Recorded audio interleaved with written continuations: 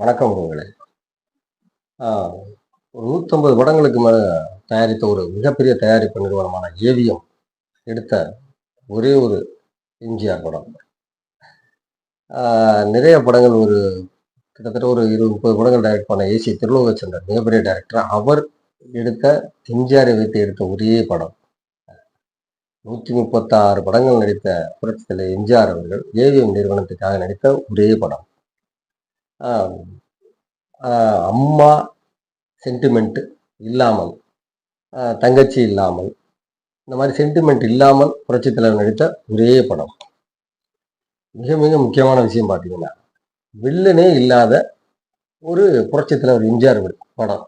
செம மாசான படம், பக்கா மாஸ்.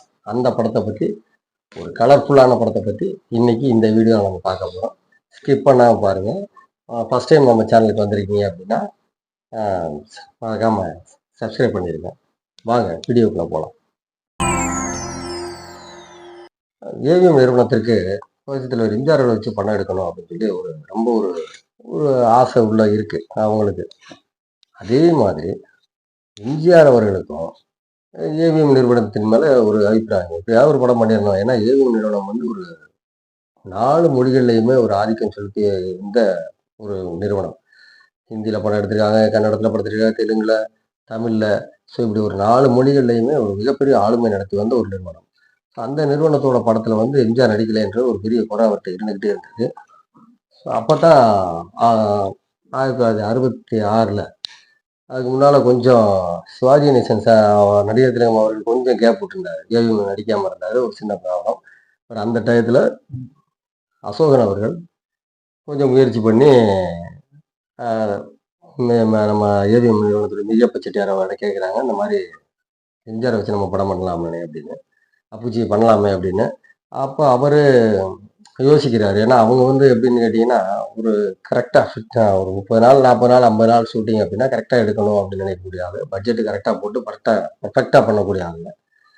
எம்ஜிஆர் வந்து எங்கிட்ட அரசியல் அப்படி இப்படின்னு போறவரு. அதனால அவருக்கு ஒரு யோசனை, இது பண்ணலாமா, சரியா வருமா அப்படின்னு சொல்லி அவர் யோசிக்கிறாரு. பட் ஆனா அசோகன் அவர் சொல்லிடுறாரு, இல்ல இல்ல இது கரெக்டா வரும், நம்ம பேசுவோம், பேசிடுவோம், அவருக்கு அந்த சைட்ல விருப்பம் இருக்கிற மாதிரி தான் இருக்குது, கேட்டு வர்றோம் அப்படின்னு சொல்லிட்டு, சரி அப்போ அப்படி கேட்டு வாங்க, பார்த்துக்கலாம், படம் பண்ணலாம் அப்படின்னு சொல்லி அவர் ஓகே சொல்லிடுறாரு. அதை கேட்டுட்டு நேரம் எம்ஜிஆர் இந்த விஷயத்தை கொண்டு போகிறாங்க. திரு அசோகன், ஏவிஎம் சரவணன் இந்த விஷயத்தை எம்ஜிஆர் கொண்டு போய் கேட்டோம். எம்ஜிஆர் உடனே சந்தோஷப்படுறாரு. டக்குன்னு எந்திரிச்சு, அதெல்லாம் ஒன்று தாராளமாக பண்ணிக்கலாம், ஒன்றும் பிரச்சனையே கிடையாது, படம் எத்தனை நாள் கால்ஷீட்டு என்ன வரும் எதுனாலும் சரி ஒன்றும் பண்ணிடலாம், ஒன்றும் பிரச்சனையே இல்லை, தாராளமாக ஒத்துழைப்பு தர்றேன் அப்படின்னு சொல்லிடுறாரு. பட் அந்த கண்டிஷனையும் சொல்கிறாங்க, இந்த மாதிரி இல்லை, இந்த மாதிரி அரசியல் தலையீடு, அரசியல் மாநாடு அது இதுன்னு போயிட வேணாம், அது கம்ப்ளீட்டாக முடிச்சு கொடுத்துட்டீங்கன்னா நல்லா இருக்கும், அந்த மாதிரி அபூஜி நினைக்கிறாங்க அப்படின்னு. அவர் சொல்லிட்டாருல, அப்புறம் என்னங்க, அதெல்லாம் ஒன்றும் பிரச்சனையே இல்லை, எல்லாம் சமாளிச்சுலாம் சூப்பராக பண்ணிடலாம், நீங்கள் படத்தை ரெடி பண்ணுங்க, கதையை ரெடி பண்ணுங்க, பார்த்துக்கலாம் அப்படின்னு அவர் அங்கே ஓகே சொல்லிடுறாரு.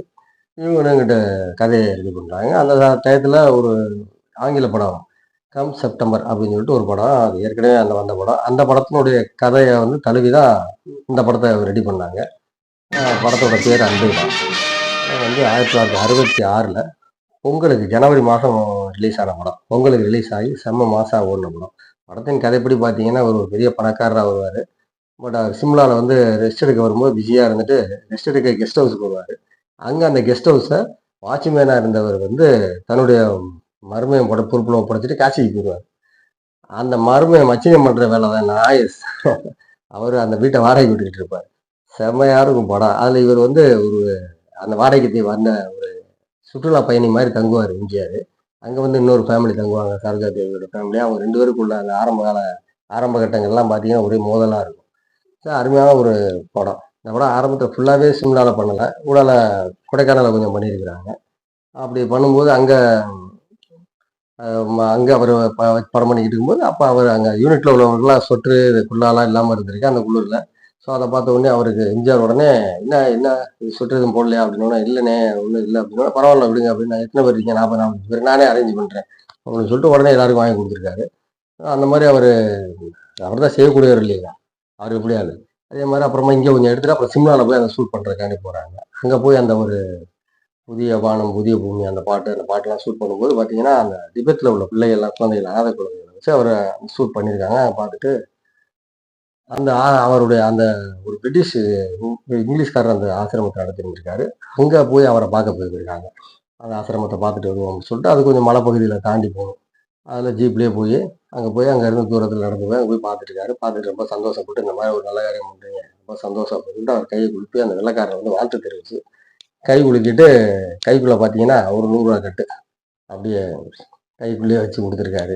புரட்சித் தலைவர் வந்து அந்த விஷயத்துல அவர சொல்லவே வேணாம். இங்கேயே பார்த்தீங்கன்னா, தமிழ்நாட்டிலேயே மலையில ஒரு கார்ல போயிட்டு இருக்கும்போது எதார்த்தமா பார்த்துருக்காரு. மலையில ரிக்ஷா தொழிலாளி மலையில நனைஞ்சு போய்க்கிட்டு இருக்காருன்னு பார்த்தோன்னே, ஐயோ! மழை நேரங்கள்ல ரிக்ஷாக்காரங்க இவ்வளோ கஷ்டப்படுறாங்களா? அப்படின்னு சொல்லிட்டு தான் உடனே எல்லாருக்குமே இலவச கோட்டு, தொப்பி, இந்த மலை கோட்டு இதெல்லாம் குடுத்துருக்காரு. இங்கேன்னு குடுக்காம திருவனந்தபுரம், கேரளா, கர்நாடகா இப்படி அங்க உள்ள ஒரு ரசிகர் மன்றத்தின் சார்பா அங்கிருந்தும் டிஸ்ட்ரிபியூட் பண்ணியிருக்காங்க. எல்லா ரிக்ஷா தொழிலாளிகளுக்கும். அப்ப ரிக்ஷா ஜாஸ்தி. ஸோ அந்த மாரி ஒரு கஷ்டப்படுறாங்க அப்படின்னா, அவர மாரி ஒரு டக்குனு ஒரு எ எ குடுத்தோன்னா குடுத்துருவாரு அவரு. அது அப்படிதான் அவருடைய கேரக்டர். அந்த மாரி ஒரு அருமையான ஒரு இது பண்ணாரு. ஸோ அந்த படத்தினுடைய படம் ஃபுட்டேஜ் எல்லாமே நல்லா கம்ப்ளீட்டா எந்த ஒரு தலையீடும் இல்லாம அருமையா முடிச்சு குடுத்துருக்காரு. புரட்சித் தலைவர் அவர்கள். அவங்களுடைய அந்த புரட்சித் தலைவர் எம்ஜிஆருடைய சரோஜா தேவியினுடைய அந்த ஒரு காம்பினேஷன் ரொம்ப சூப்பரா இருக்கும் படமே. இந்த படத்துல எம்எஸ்வி மியூசிக்கு, வாலி எழுதியிருக்க பாட்டு சொல்லவே வேணாம். அதுலயும் அந்த இன்னொன்னு சொல்லப்போனா, புரட்சித் தலைவர் நடிச்ச ஒரே காதல் படம் இதுதான். ஃபுல்லாவே லவ் ஸ்டோரி தான். அந்த படத்துல வேற ஒண்ணுமே கிடையாது. காதல் தான். படத்துல ஒரே ஒரு ஃபைட் வேணும் அப்படிங்கிறதுக்காண்டி, அது எம்ஜிஆர் படத்துல ஃபைட் இல்லாமையா அப்படின்றதுக்காண்டி, மும்பைல இருந்து ஒரு ஹிந்தி நடிகரை கூட்டு வந்து ஒரு சின்ன ஃபைட் ஒண்ணு வச்சிருப்பாங்க. அவரு ஆள பார்த்தீங்கன்னா சும்மா கிங்காங் மாரி இருப்பாப்புல. 120 கிலோ வெயிட்டு. அவரே தூக்கி ஒரு சுத்து சுத்தி கீழ போடுவாரு. புரட்சித் தலைவர் எம்ஜிஆர் அவர்கள். செம்ம மாசா இருக்கும் அந்த சீன். ஆச்சரியமா இருக்கும். எப்படி இப்படி தூக்கி நின்ட்டாரு அப்படின்றனால. நல்லா அந்த படம் அந்த சீனு. படத்துல ஒரு குறிப்பிட்ட சீன் மட்டும் அசோகன் கேமியோ ரோல் பண்ணியிருப்பாரு. செமையா இருக்கும். சூப்பரா இருக்கும். ஒரு குணச்சித்திர வேடத்துல அருமையா பண்ணியிருப்பாரு. அற்புதமான ஒரு ரோல் அவருக்கு. நல்லா பண்ணியிருப்பாரு. படமே ரொம்ப அருமையா வந்தது. நல்ல ஹிட். அப்பவே உங்களுக்கு பார்த்தீங்கன்னா, கிட்டத்தட்ட ரூ. 30,00,000 வரைக்கும் வசூல் பண்ணி குடுத்துருக்கு அந்த படம். அந்த அளவுக்கு ஒரு மிகப்பெரிய ஒரு ஹிட்டான ஒரு வெற்றிகரமா ஓடுன படம் அந்த படம். இப்போ நீங்க அத பார்த்தா கூட ஏதோ புதுசா பார்க்குற மாரி இருக்கும்.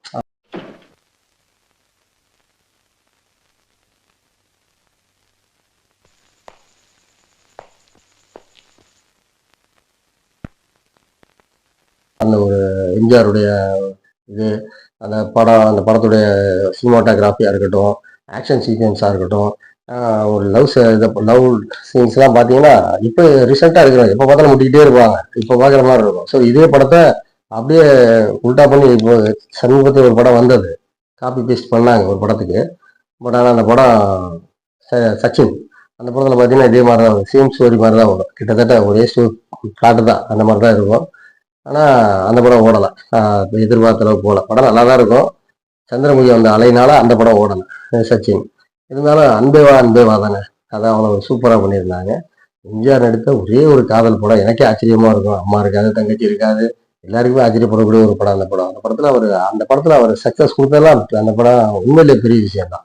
நல்லா பண்ணியிருப்பாங்க. சூப்பரா இருக்கும். முடிஞ்சா நீங்க இப்போ யூடியூப்ல கூட பார்க்கலாம் அந்த படத்த. குறிப்பிட்ட சில சீன்கள பார்த்தீங்கன்னாலே உங்களுக்கு ரொம்ப பிடிக்கும். எம்ஜிஆருடைய கலரு, சரோஜாதேவியோட ஆக்டிங்கு, இந்த ஒரு இந்த ஃபர்ஸ்ட் பார்ட் லவ் பேர்ட்ஸ்ன்ற பாடல்.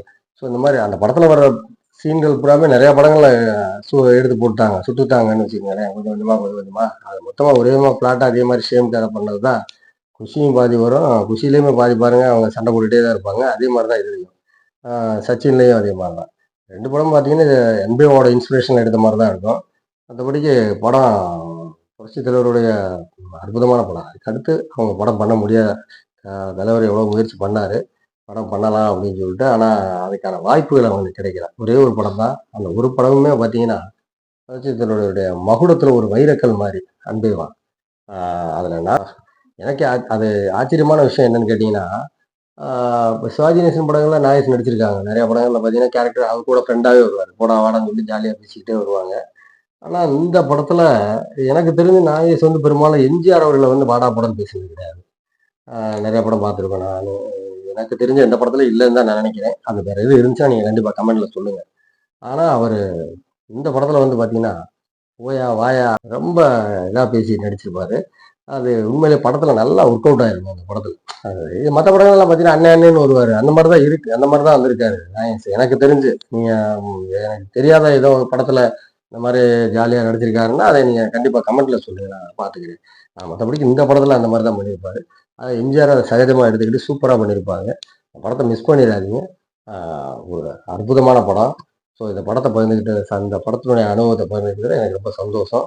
ஆ மீண்டும் அடுத்த பதிவில சந்திப்போம். ஆ நன்றி. வணக்கம் உறவுகளே. சின்னதா ஒரு லைக் பண்ணுங்க, சப்ஸ்கிரைப் பண்ணுங்க, கமெண்ட் பண்ணுங்க, ஒரு ஷேர் பண்ணுங்க. எனக்கு ரொம்ப உதவியா இருக்கும் லைக் பண்ணீங்கன்னா. நன்றி, வணக்கம்.